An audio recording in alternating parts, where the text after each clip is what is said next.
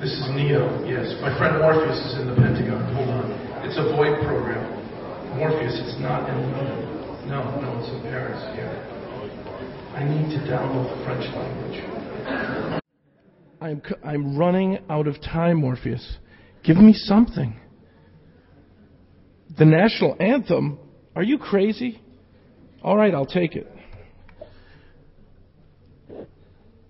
Got it. Thanks. Bye. Whew. Bonjour, je suis un Américain. Allons enfants de la patrie, le jour du gloire est arrivé.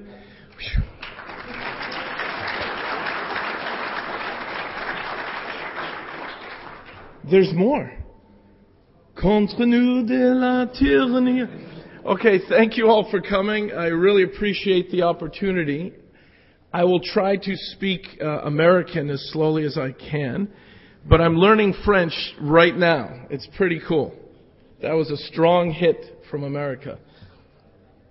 Wow, great language. So today we will aux hommes citoyens, we will former a hacker bataillon. We will marchons together. I need some water for this too, but not on my laptop. Okay.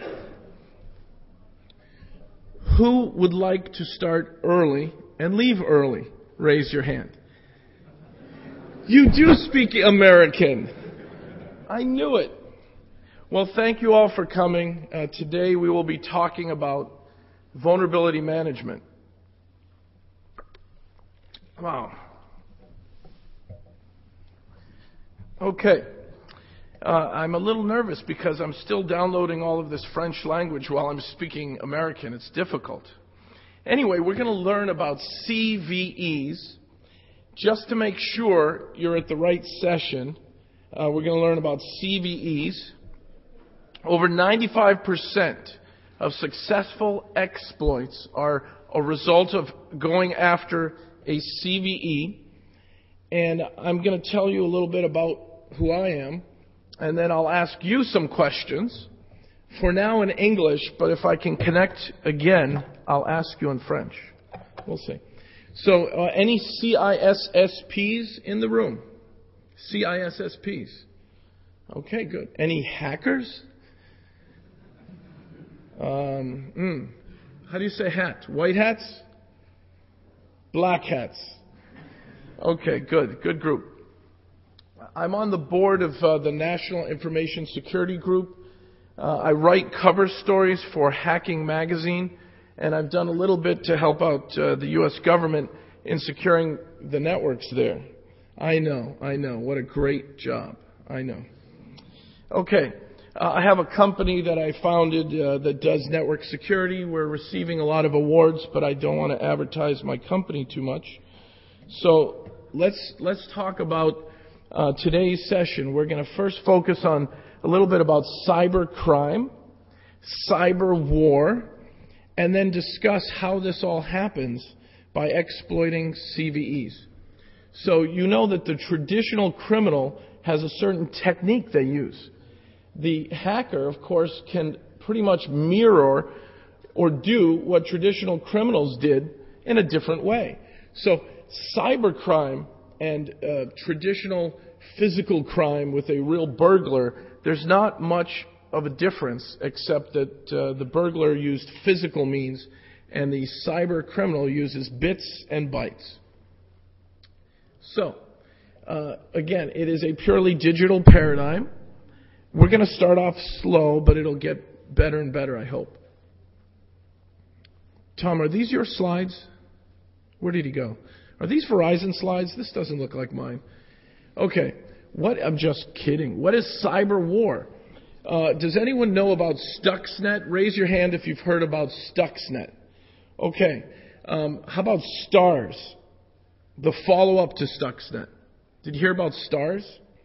STARS was very similar, and it attacked the nuclear facility in Iran a second time. Are there any people from Germany in the room? Any people from Siemens? Okay, good. I can tell you all about Siemens. So, every government, as you know, I've met some wonderful folks last night who are with the French military intelligence and protecting French networks from attack. And, this is a big issue worldwide, that you can actually cause a nuclear facility to go Fukushima from an attack called Stuxnet, a worm. And I will show you how Stuxnet works, exploiting vulnerabilities. Hopefully Disney's power will not go out. So, trust me, you're going to love this presentation. You're going to love it. I brought you all a gift. Actually, some of you will get the best gift of all. You get a copy of the presentation if you like it. If you don't like it, I'm sorry.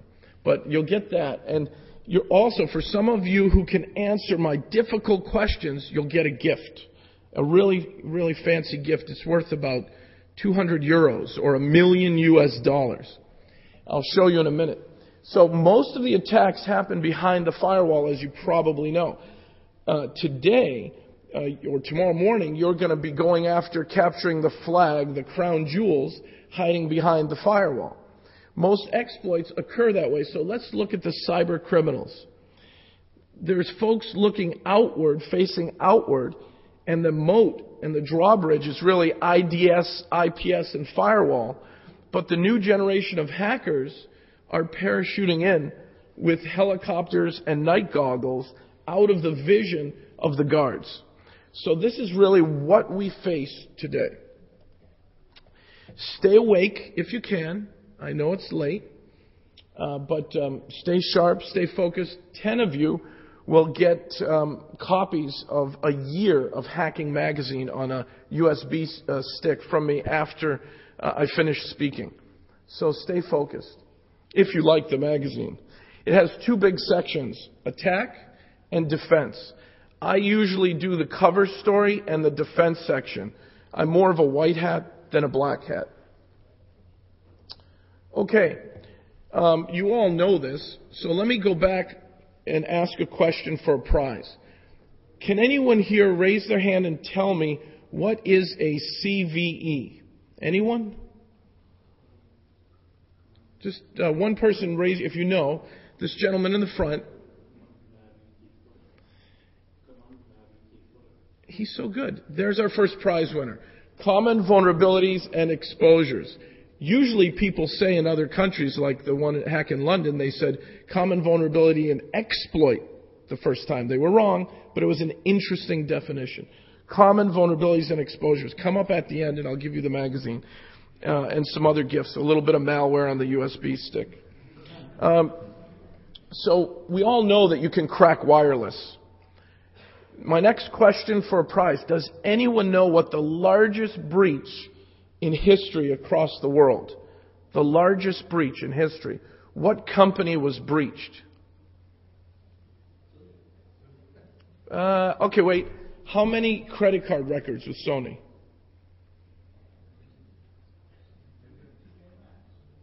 Who said that? You're our winner. Could you say that a little louder? Wait a minute. Are you from London? It's TK Maxx in London, isn't it? You've been breached too.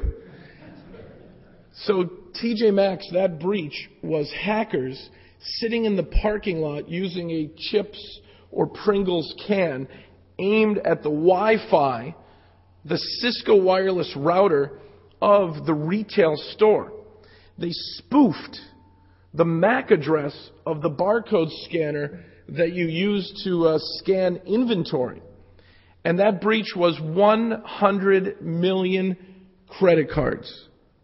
100 million. So nothing's really secure, especially Wi-Fi. I'll show you some wireless vulnerabilities today as well. Now, VoIP is very insecure. We've got eavesdropping, denial of service, and of course exploiting VoIP CVEs. I'll save the next question and the next prize a few slides out, but there are so many known vulnerabilities, CVEs, in the wild that it's easy to exploit. In fact, some of you tomorrow are going to win the prize because you use tools to find these CVEs. So here's one. It kind of sounds gross. I wrote an article on it in Hacking Magazine. you can't get to the URL anymore. They want 15 euros or something crazy. But I have copies for the winners. So I'll tell you more about that really weird way to break into VoIP. Confidentiality and privacy exploitation is very big. Integrity and availability. So anyone in the room here from the CIA? Where's my friend from the CIA? Does anyone know what CIA stands for? Raise your hand. Well, you already won. Go ahead. Are we at a security show? I have another winner. I was hoping that he was going to say something else.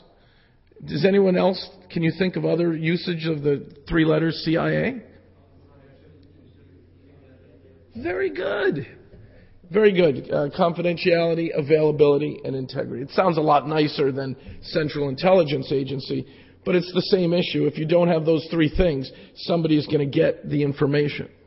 So confidentiality breaches in VoIP phones are pretty easy to do. Integrity breaches, availability, and denial of service. Okay, how many winners do I have? 1, 2, 3. I have 3 of you already? I've got 7 more to go. Okay. So again, with all these ways to break in, it's pretty serious. Here are 3 CVEs, 3 vulnerabilities in VoIP. Write down this URL if you've never visited this website, cve.miter.org. I would write it down and pay it a visit. So anyone running a Avaya or Alcatel, phones that connect to Washington, VoIP phones, Cisco VoIP phones, they all are exploitable. Okay, if you just had lunch, I apologize. I'm sorry to show this slide. I really feel bad. But this is one easy way to eavesdrop on phone conversations. It's called vomit. Now, ladies, block your ears, the ladies in the room, but first you take a dump file and then you run the dump through the vomit. When you take the dump and you run it through the vomit, you get a WAV file of people's conversations that took place earlier that day. Imagine you're at work and you're TCP dumping or wire sharking all of this traffic to your portable hard drive, and then you take it home and you run all that big data file, the dump, through the vomit tool, and you can hear what your friends were saying about you during working hours, but you can listen to it at home later that night. So that's just one of the many exploits that go after a hole or a vulnerability in Cisco's VoIP phones. So, are we secure? No. And that's why we're all here today. I argue that antivirus is dead. Are there any antivirus vendors in the room? Good. I'm going to show you live some statistics on viruses towards the end. But what's happened is there are 11 to 15 million MD5 hashes in the database of... Oh, there's an antivirus vendor here. Symantec. No? Bulldog from England? Avira? Poland? France? So, look at all the viruses that are out there. Check out this website. anti-malware-test.com. If you've got a database of 15 million signatures, but there are 35 million pieces of malware in the world, you don't have enough to stop them. So then you create something you might call HIPS. Anyone here tell us what HIPS means? No Shakira jokes. HIPS? HIPS. Who wants to raise their hand and win a prize? You in the back. That sounds great. Okay, host-based intrusion prevention system or host intrusion prevention. HIPS uses heuristics to watch processes in memory, right? And it also uses signatures, and if you combine them together, you might stop more malware, but you won't ever stop it all. Check out this website. Write this one down. Oh, there's my one. Privacyrights.org. Write that down. 516 million records breached. You can look at hospitals, government agencies, insurance companies, banks, retail, e-tail, you name it, schools.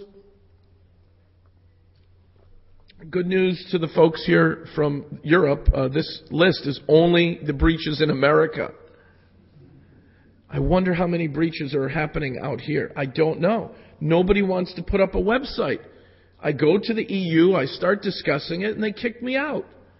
They don't want a website listing all the breaches, but for some reason America does. Open source, open numbers. So how many banks have been breached in France today? Anyone know? Would you like to go into your central bank and move some money? Raise your hand. Anyone? Nobody wants to do it because there's military here. We're going to do that, but we're not going to move the money. I'll show you how to do that as well. Okay. Retail, e-tail, I believe, is your number one target because there's so many CVEs and because they have to run Wi-Fi. So a barcode scanner has a MAC address, an operating system, wireless. If you can spoof the MAC, spoof the IP, become the barcode scanner on your VM session running Windows CE just to fake out everyone, you are now in the corporate retail network. So if you want to order a giraffe from Harrods, the easiest way is to go fake that you're their wireless router and hack after their vulnerabilities or spoof devices. I think, although retail's the number one target, I think that hospitals are the easiest exploited because hospitals have open Wi-Fi all the time. Now, there's not enough teeth yet in regulations to stop the hackers, so I think retail gets hit the most more than banks. But I think hospital is the easiest to break into. So if you're worried about your medical records, just go change them. Okay, cloud computing. Cloud is a cyber magnet. I'd even like to ask someone, does anyone here know what the cloud is? Raise your hand. Can anyone give me a sentence on the cloud? Is it the internet? What do they mean by elasticity or extensibility? Peer and private clouds. It's all about virtual machines running on the internet in some data center at an ISP, right? Or it's your data center. So here you are with VM. Does anyone know if there are VM vulnerabilities? Tomorrow you're going to have to exploit some VM vulnerabilities. Hint, hint, hint. Nuit de Paris, exploit VM vulnerabilities. You didn't hear that from me. So again, hospitals are easy. Why am I going backwards? Sorry. We're going to be here for a few more hours if this keeps happening. Virtual machines are the best place to exploit today because everyone is so excited about the cloud. And I will show you some VM vulnerabilities in about a few minutes. Critical infrastructure bullseye. I wrote an article on this, and there's information on SC Magazine. If you want my PowerPoint, it'll have the hyperlinks available to you. And there's no phishing attacks in my hyperlinks, trust me. So if you just Google HILF, EMP, HERF, and CEE, can anyone pick any one of those acronyms and just raise your hand? Tell us what one of those are. Okay. Come on. High energy radio frequency, electromagnetic pulse, high intensity, low frequency. Keep going. But CEE doesn't matter, that's minor. All right, fine. Wow, that guy was good. They should use him as a keynote speaker. What's your name, sir?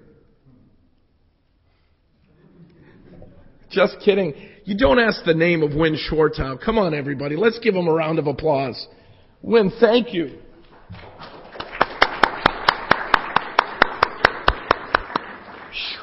I didn't know what those were until Win showed up. I really didn't know. Okay, so everything is a target. VoIP, Blackberries, critical infrastructure, railroad, airlines were all targets because we all have a TCP/IP device somewhere on our network. We have a network. How do you keep these devices off your corporate network?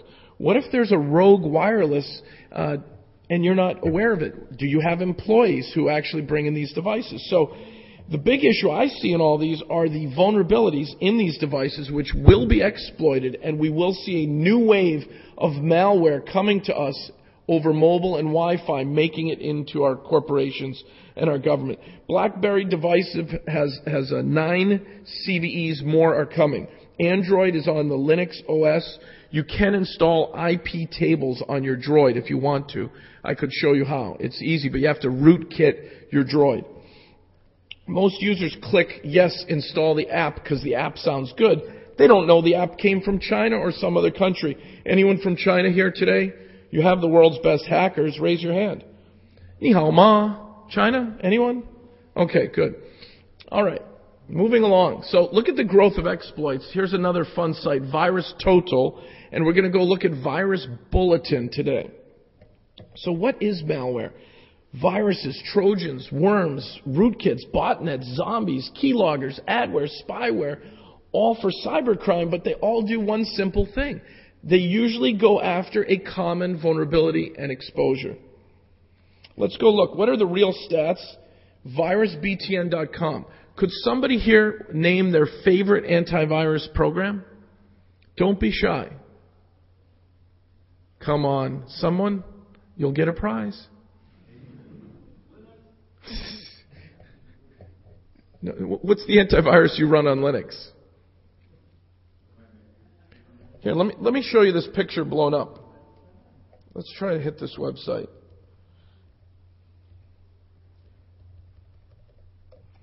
Okay, virusbtn.com just finished 7 months of testing 69 antivirus programs. So for those of you running McAfee, you're down here in the 75% ability to detect unknown zero-day malware, McAfee. And I'm not picking on them, I'm just choosing one that I know. And McAfee is at the 73 or 4% of known malware. Not good. That's 25% or so they're missing. Let's go higher up in the chart. eScan, Avast, Avira Pro. I run Avira Free. I recommend it for your homes. Avira Free is way up here. I did try Coranti, which is brand new. Coranti is in the top corner. Coranti uses almost 99% of your CPU all the time. Good news is you'll never get infected. The bad news is your computer becomes a brick. And it took me about an hour to uninstall it because it took me a half an hour to click the mouse. So check out this virus bulletin site when you get time. So the real root cause of all exploitation are these CVEs. Now, there might be 9 million malware MD5 hashes in your McAfee database. There may be 15 million in your Kaspersky database, but there's just too many holes, and really, it's the holes that we're after. Go after the holes. If I can take W32, 110,000 variants, 110,000 MD5 hashes of one kind of virus, one piece of malware. But there's one CVE that most of those W32s exploited, one hole.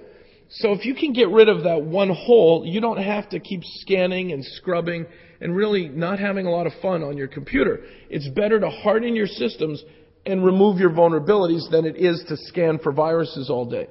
Let's take a look at nvd.nist.gov, which is a great website. This is the National Vulnerability Database. Have any of you been to this site before? Wow, this is great. Okay. And you said you're not hackers. Okay. This is kind of the hacker's homepage. what you do is you go into the NVD, and I think we're running a Cisco wireless with WPA encryption for our conference here. Cisco wireless. And I couldn't tell if the key was, hack in Paris, capital or lowercase k. I was all confused. Then I tried a French keyboard. Wow. I kept hitting the www and the period, the point. Nothing worked. You kept me out of this wireless pretty easily with the keyboard. Check this out. You go into the vulnerability search engine, and we can search for Cisco wireless. And let's do a search of the 46,813 CVEs to see if there's one vulnerability in Cisco wireless. Wait a minute, there's 76. Okay, 76. Now what you want to look for is the CVSS, which stands... does anyone know what CVSS stands for? I think I have more prizes. Anyone? CVSS. Oops, this gentleman back there. Very good. Okay, another winner. So CVSS, Common Vulnerability Scoring System. If the score is a 7 or higher, up to 10, you've got in remotely. You can get in remotely. If the scoring number is 5 or low, it might be a little more challenging. So I don't care about a 5. The lazy hackers go for the 9s and the 10s. Here's one that was discovered in, last year, not too long ago, and it's a 9. Possibly obtaining administrative privileges. That's good, but I wanted to see definitely obtaining administrative privileges. So we scroll through and we continue to look for more. So I didn't know you could SQL inject a Cisco wireless controller. That's pretty cool. And really, this is my first time visiting this page today because I didn't know what I was going to find. It's always fun to be surprised. SQL injection in Cisco. Never thought of that. Any good SQL hackers? Anyone? Yeah? Okay. After, come see me. We want to get into the Disney Wi-Fi. They happen to be running Cisco wireless version 6.0x. But anyway. Moving along. So go into the National Vulnerability Database. Check it out. You can search for anything. Is there another kind of piece of hardware or another application that you'd want to look for? Would anyone want to raise their hand and just name something they use? A firewall, an operating system? Anyone? Sidewinder. Oh, they have no CVEs. Troublemaker. They also got acquired by McAfee. Go ahead, sir. FreeBSD. I've never searched for that.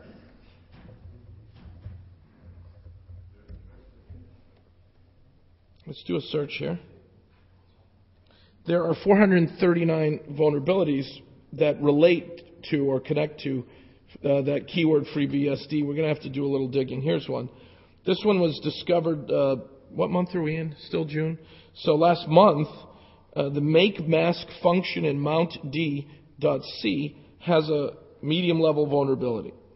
And you can click on the link, you can study, it shows you tools, shows you how to break in. We're not really here to hack today, are we? So let's move on. No, I really know that there is the Paris military, and I think they have guns. I want to behave. Okay, so CVEs are the key. There is an exponential growth, and then we have 0-day. Good. AV test, good stuff. Okay, let's move on.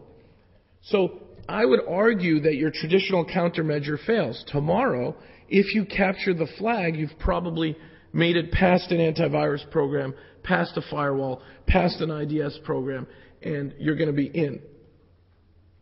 December 2010, 13 of the top IPSs were tested by NSS Labs. You can get a copy of the report.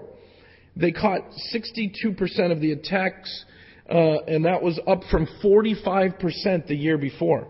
Wow, congratulations, IPSs. You're doing a great job. Wait a minute, in school, I used to get a D- for that. That's not so good, is it? So, c'est la vie. UTM firewalls and IPSs are exploitable. We can search for those. I don't know about Sidewinder from someone who's probably using it in the back, but most firewalls have known vulnerabilities. So use the NVD when you can. There are Microsoft application layer vulnerabilities, and what I want to show you today is I've just installed Oval. Can anyone tell me what Oval stands for? Anyone? Did I write it on the slide? Hopefully not. Anyone? I think I have another prize.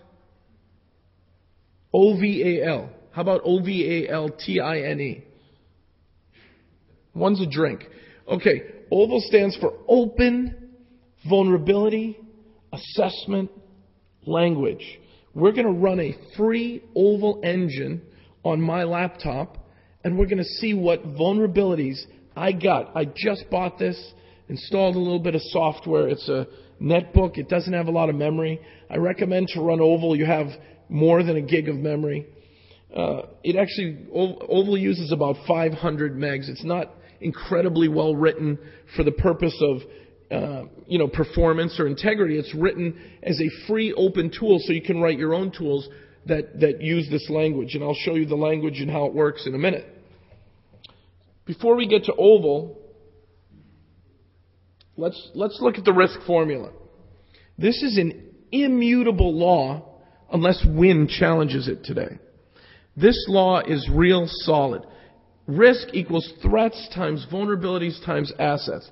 The threats you're going to face, threats are cyber criminals, malicious insiders like the cleaning company who goes into the bank at 7 p.m. tonight.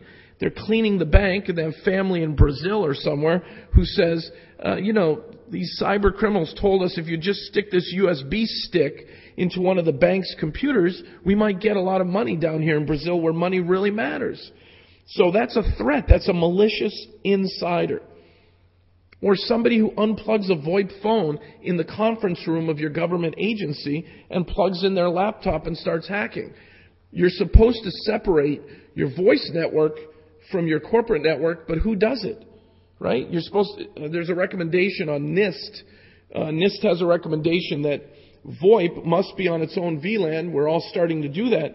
But they also say it must have its own firewall. It must have its own network connections to the outside. It must be separate from the intranet. But who does it? Because we're all saving money.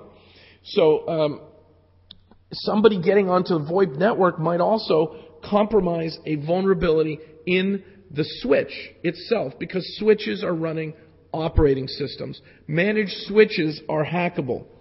Some of you probably do it regularly. Vulnerabilities in switches, another example. And all the assets, people, devices. So use the risk formula to show to your boss you're keeping an eye on your network and your corporate assets. It keeps going backwards. Okay. Somebody swapped my keyboard and mouse. So everybody can be exploited because of these vulnerabilities. According to the U.S. CERT, SANS, FBI, and MITRE, over 95% of breaches are going after these CVEs, and most of these CVEs are breached behind the firewall. So what is CVE? CVE is an international standard. It's accepted worldwide. There's 46,813 entries in the CVE database for every kind of device in the world except Win Sidewinder. But he's right, it's good. And then we can find our holes and we can fix our holes. So check out the CVE. Here's the unique names going up and up and up every year. This is the CVE database entries. So more companies have more holes than ever. Okay, and you can go look at the CVE list. Where does all this CVE information come from? So what happens off the loading dock, this is just an analogy, is they get about 800 new submissions per month from a bunch of companies that are being reported to. I think Tom in his presentation found a vulnerability in Adobe.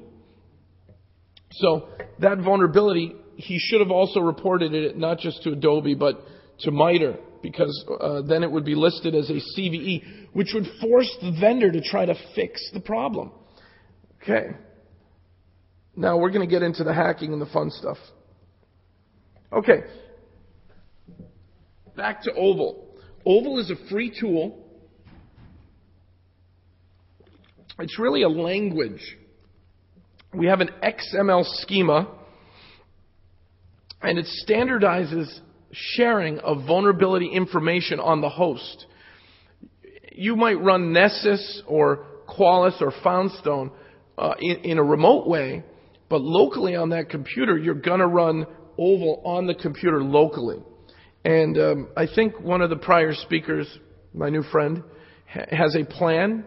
He's going to put Oval on a USB stick and go around the office checking hosts. So that's a cool idea.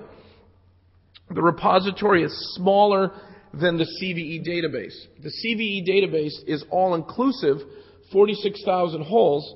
Oval has about 10,000 locally exploitable host-based vulnerabilities. That's malware exploiting locally, social engineering local exploits. What do they call spear phishing now? And then, of course, these holes are your favorite applications. We're going to see that I actually have holes on my laptop, and some of you will probably be hacking it later today. That's why it's new, and that's why I'm wiping the hard drive after the show. This is the Oval schema, and it's very simple. You get the definition and the information. This would be a sample piece of information. I've got the Windows family, but you can run Oval against Linux, FreeBSD, Solaris, Novell NetWare. Oval has schemas for everything. Here's a website to write down. Write this one down. makingsecuritymeasurable.miter.org. This covers the CVE program, the Oval program, and other programs. So this says, hey, there are holes in software. There's malware that nobody wants to agree upon a name. There are vulnerabilities that nobody wants to agree upon how to fix. MITRE has taken ownership of that for the whole world, and it's a great website. Now, the next scanner that I'd recommend is called OpenVAS. Raise your hand if you've used OpenVAS. This is great. Okay. So OpenVAS is updated daily, and it's kind of a replacement for Nessus. What happened was Renaud Drezon took Nessus off the GPL, and then these folks said, hold on a minute. Why is Nessus closed? Let's keep writing vulnerability tests and give them out for free. So OpenVAS is updated daily from some of us all around the world, and it's free. This would be where you're going to do a remote scan, not a local scan. So a local scan is Oval on your local host, agent-based or host-based, and OpenVAS is a network scan remotely. Okay, now we're going to do some playing, and then we'll even end the session a little early. I know you guys have been very patient with me, and you're probably all tired. I'm losing my voice because my time zone lag, jet lag difference. But I'm going to take you through some things. I'm going to show you my favorite tools to secure computers. And you may like these tools. Okay. So let's go look at a French bank.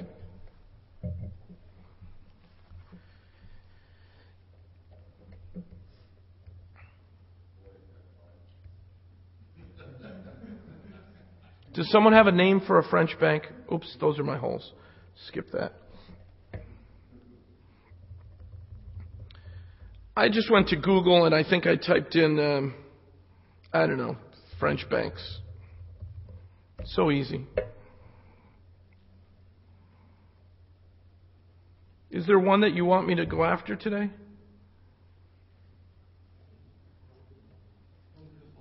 How do I spell it? How would you spell it?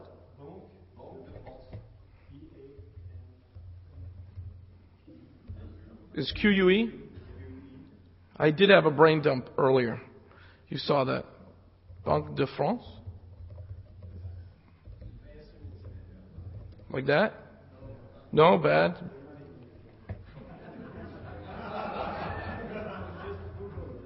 All right, okay.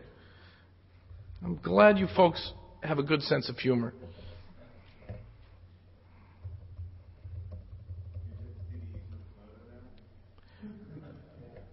No known CVs yet. This one? Okay, let's go check them out. Raise your hand if you are in the military or the government and you plan on arresting me after the session. Oh, crap. Social engineering, I knew it. He's really with the bank. So let's go to this site, netcraft.com. Anyone here use Netcraft? Wow, I'm at the right place. So, Banque de France, grab it, copy it, put it into Netcraft, fingerprint this website. Fingerprint. Okay. So, Netcraft surveys the entire internet and fingerprints every website to see what they're running. Wow, I love it. Now, unless they're faking this out with some VM and some headers, they're running Microsoft IIS version 6, last updated on January 28th, 2011. It looks like they skipped a few months during holidays, and they don't update their web server very frequently. If you work for Banque de France in the IT staff, you're in trouble. Not a lot of updates.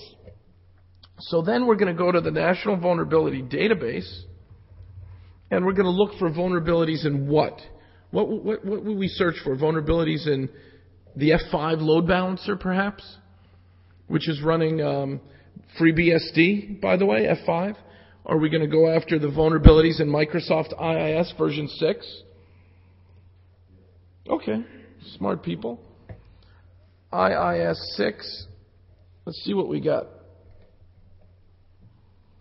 I know, right when I get to the end of this and someone says, wow, that was amazing, Wynn's going to say, but they're running a Sidewinder too. So, IIS 6 has 37 known vulnerabilities. There's SQL injection flaws. There's buffer overflows. This one was discovered not too long ago. It's a level 9. It looks pretty good. I think I want to go after the buffer overflow. And I know you guys are very good at what you do, so you'll probably help me write the exploit during dinner tonight, but I'm going to be lazy. I'm going to go to Google.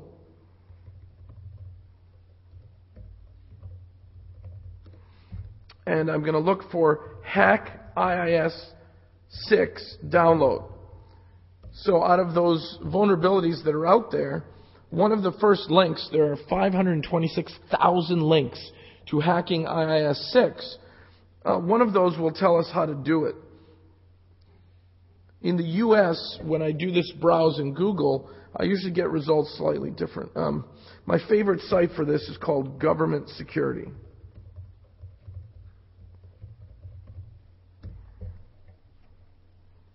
So this is an old one, but they'll explain how to hack IIS 6.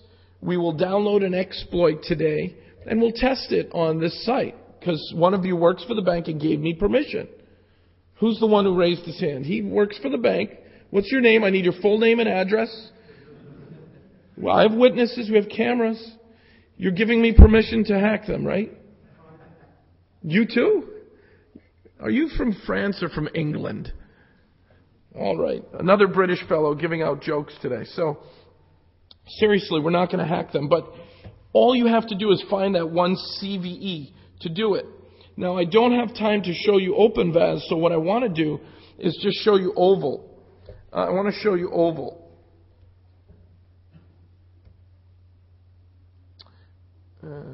Okay. We'll do this page here. Oval.miter.org. Okay? What? Did I type that wrong? Somebody's hacked me already. Thanks, Wynn. Thanks a lot. You guys are good. You're real good. Go to Oval and download the Oval language interpreter. It doesn't interpret English or American very well, but it does interpret vulnerabilities. Once you grab the Oval interpreter, you're going to want to pick out the interpreter for your operating system. I'm running Windows 7. I grabbed ovaldi.exe, and I literally installed it. I was out there in the hallway working on it today on my new laptop. And if we go to my program files,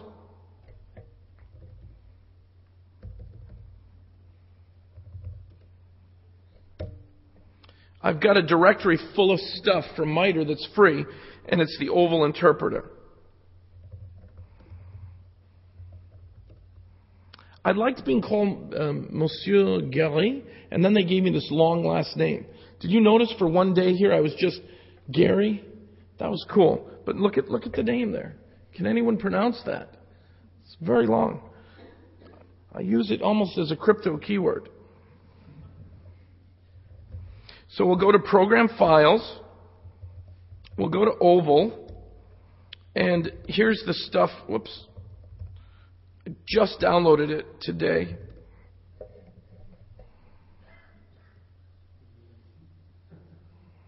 So you'll see these XSD files. You'll see a mess of stuff. What you'll want to do is you want to run ovaldi, and it's going to tell you all the proper commands. And you'll do -M if you don't want to do an MD5 hash. Okay? So, you say Oval, and you have to download your definition file. What operating system are you running? So the full definition file is a huge file. You don't want the full file. It's 46 megs. I downloaded it. I ran Oval. I don't want to kill my computer, but you just run ovaldi -M. It goes after the definition file, my CPU. The whole thing's going to crash now. It validates the schema. It does its work, and when it's done, this is the results file, okay? And this is for real. Look at the time I did that today. So,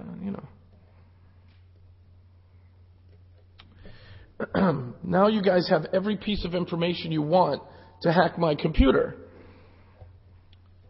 When you see a result is true, it means, yes, I have that program. When you see a result is false, I don't. Or I have that vulnerability. So the inventory of this brand new netbook, I've got Mozilla Firefox, I've got Adobe Reader, all nice stuff. Now look at the CVEs I have. Adobe Flash Player Memory Vulnerability. Okay, thanks Tom, wherever you are. It knows that I have Winamp installed. Look at how it has every piece of information. This is the HTML results, but you can take the XML results and use some translation or conversion tools and pull this into a centralized database or repository. So vulnerability management is about network-based vulnerabilities and local host-based vulnerabilities. My host needs a lot of fixing. I have a Microsoft HID driver vulnerability. Let's see what that is. I didn't even know what that was. I think it's that little mouse thing in the middle. It has a vulnerability in the driver. Okay, it's listed as a candidate, so that's good news. A CAN, C-A-N, versus a CVE means it's up for discussion, but it has not been approved as a easily or tested exploitable vulnerability.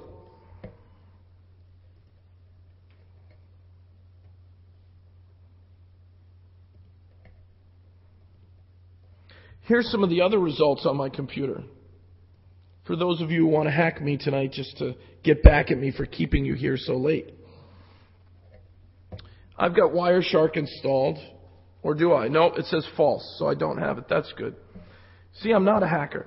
I have all these vulnerabilities in Adobe. You wouldn't find all these Adobe vulnerabilities in a remote scanner like OpenVAS. Does anyone know why you wouldn't find these using a remote scanner? Anyone? Je ne comprends pas. I don't know what he's saying. This guy's crazy. What's he saying? Come on, does anyone know why? Why won't I find these Adobe vulnerabilities with, let's say, Nessus? Anyone have an idea? Perfect, another prize winner. Do you like Hacking Magazine? This means yes in American. This is no. And I'm still giving you a copy of the magazine, and you get the special USB stick. Yeah. So check out Oval, run the interpreter, and on my computer it probably takes a while. You can see it's doing its business. When it's done, it will generate a results file, results.xml and results.html, and you're going to know everything you need to know about that server that's critical, about that laptop, about that desktop, etc. So that's a good tool. Now, if you don't have time to fix all these vulnerabilities, what do you guys recommend? I'd love to hear ideas. And then hopefully some of mine are good. Turn off the laptop? Shut down my laptop? Okay. Turn off everything and bring it to your. Okay, so I heard something about running WinFrame, Citrix WinFrame on my laptop. Any other ideas on dealing with these vulnerabilities? So vulnerability remediation takes time. You need to schedule it. You need to get at that machine. You need to fix the holes. The holes can be fixed in 3 ways. 1, patch management. Thank you, Microsoft, because you make about 20 more holes when I patch 3 holes. But patch management. The next thing you're going to do is what? Configuration management. Here's a vulnerability. My bigger laptop, I installed Microsoft Windows XP SP3. Sounds like a good version of Windows. I actually like it better than this clunker Windows 7. Windows XP SP3 installed 5 vulnerabilities on my laptop. It has an SMB protocol flaw so that you can get at my C drive. It reinstalled the administrator account with the administrator login credential administrator. It reinstalled the guest account with the guest login credential guest. And then it reinstalled and turned on remote help desk protocol. So you could get to my computer here in France, all the way over the pond to the US, log in through remote help desk, be an administrator, and fix all these holes for me. What are you waiting for? So that's the latest patch. So the latest patch actually opens holes that require configuration changes. I have to delete the administrator account. I don't want it. Delete the guest account. Get a fix for the SMB protocol and turn off remote help desk. So config changes, some hot fixes, deletion of accounts. That's true vulnerability management. Does that make sense? So it's not just patching. If people tell you I'm going to get BigFix or PatchLink or Lumention or any of these patch management programs or Windows SUS, why do you think it's WUS? WUS. How do you translate WUS to French? Yeah. So it's a WUS. I mean, it makes more holes. You got to be careful. So configuration, reconfiguring, these are the things you're going to need to do. Okay. Let's look at some other tools. If you don't want to share all your tools, I'll show you the tools I use so you can either say this guy's crazy or he's pretty good. So I use Netcraft to fingerprint websites. I use nvdnis.gov as my CVE search engine. I use MITRE and I download Oval as my host-based vulnerability checking system for my local holes. I use OpenVAS, which is a network-facing CVE scanner, but I need to buy some time with HIPS. Okay? So looking for HIPS, I'm going to show you 3 HIPS tools that I've tested on almost every version of Windows with the exception of Windows Millennium Edition. Okay? He thinks I'm joking. My parents, when are you going to upgrade us from Windows Me? No, don't worry. It's a great thing. You'll love it. It keeps going blue. What does this blue mean? I tell them, just reboot. You'll be fine. Okay, so we've done OpenVAS. You can go to their website. We've just done a little Oval. So this is your first line of defense. These are the tools that I love to use together. Has anyone heard of or tried Prevex? P-R-E-V-X. Anyone? One person. Prevex is an incredible, low CPU consuming HIPS engine. ThreatFire is a competitor to Prevex. Prevex is not free unless you time it right. You can get a 1-year license for free. So I'm going to tell you how to get that 1-year license. Don't go to Prevex.com. Go to Prevex.com/event. It won't say Hack in Paris, but they won't know the difference, will they? They're a security company. Whatever event is there, say, yes, I think I was at that event, I don't remember. And they'll give you a 1-year license of Prevex for free. Prevex is about $30 US dollars per seat license. I don't know, what's that, €1 at these rates? And then ThreatFire is always free. It's from PC Tools. ThreatFire is a pretty good HIPS engine. What I like about Prevex and ThreatFire as well as Wind Patrol, Prevex and ThreatFire are state-of-the-art. Wind Patrol's getting older now, but it's really cool. But Prevex and ThreatFire, either one, will run with any other antivirus program. So you've already got, McAfee or Kaspersky or Avira, and you're catching 75 to 92% of the malware. When you add Prevex on top of that, you hit 99.9%, including zero-day malware. I'm not kidding, because I've tested many samples of zero-day malware. So, get yourself one of these add-ons on top of your existing system. Now, some of you are making fun of the Komodo firewall. Why is that? I need to know before I tell you it's a good thing. Anyone? It's free. It's a HIPS-based firewall. It has built-in sandboxing that blows away the Adobe exploitable system. Here I am. By the way, I was at the RSA show, the security show in California. I went up to the Adobe people and I just shook their hands. Thank you so much. They said, what are you thanking me for? I said, you put all these companies in business. Everyone here at the security show is in business because of Acrobat. And they said, no, we're here with a new version, Acrobat 10. It's only going to take up half of your hard drive and you'll be able to open up a PDF file. So I said, well, have you ever heard of Foxit? Whoops. Who crashed? Oh no, that's Oval. I forgot to tell you. You have to have more than a gig of memory. Didn't I say that? Yeah. So Oval is about to finish, and so is my presentation. Good timing. Oval is using up as much memory as it can. This is a little tiny netbook, folks. Come on. Don't expect me to be able to run like Linux on that thing. So, okay, maybe BSD. Yeah, so very happy Oval scanner. So the Oval scanner is near finishing, and it's going through its final XML file right now and rebuilding it. So you get that results file, and it's using up all the memory of Windows. Like I said, you got to have more than a gig of memory. So check out Prevex, check out ThreatFire. The Komodo firewall is free. It's free. It has sandboxing technology. That's your first line of defense. While you find some time to fix your vulnerabilities, while you document that, if you can just document that last week I found 18 holes on my Windows Server 2003. But because I've closed those holes, except for a few, because I'm still waiting for fixes from Microsoft, now I'm down to 5 holes, and you put that in writing, that is good vulnerability management. Find your holes, fix your holes, document so that you can be preemptive and proactive. So with that said, I would love to open this up if there are any other questions at all. Are there any questions, anybody, other than Win Schwartau, our keynote speaker, who's amazing? No, this is a serious question that you may not be aware of.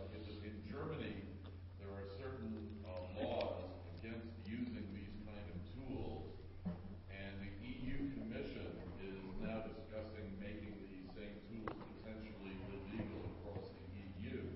Perfect timing. How can, I think, a discussion perhaps between you and the audience of what do we do, what do they do when these tools are dual use, both security and anti-security?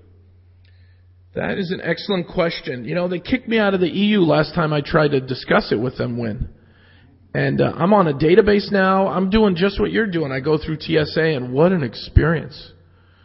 The white glove treatment. So I think Win's question is serious, and I'm trying to make a joke.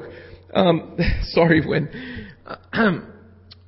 we need to educate our governments. For example, I've gone to a central bank person who, in a federal agency in the U.S. and other countries and said, do you have a mandate or a memorandum or something about it's okay to do self-penetration tests, to use these things in a closed environment that you own the bank or you own the network? And in other countries they have come out with memorandums, but it hasn't happened out of the EU yet. There's nobody here from Germany anyway, but is anyone in France afraid that you're going to get in trouble for vulnerability scanning or pen testing your own network? Are you afraid? Raise your hand. Okay, 2 people. So the military will be escorting you out back. But Win, that was excellent. Any other questions? So I think we should always have these pen testing tools at our fingertips. Until we have time to remove our vulnerabilities, we need to get one more layer of defense on our wireless, on our wired, using HIPs, using the next generation of intrusion prevention, not the old IPSs that fail the NSS tests. Thank you all so much. I sincerely appreciate your time.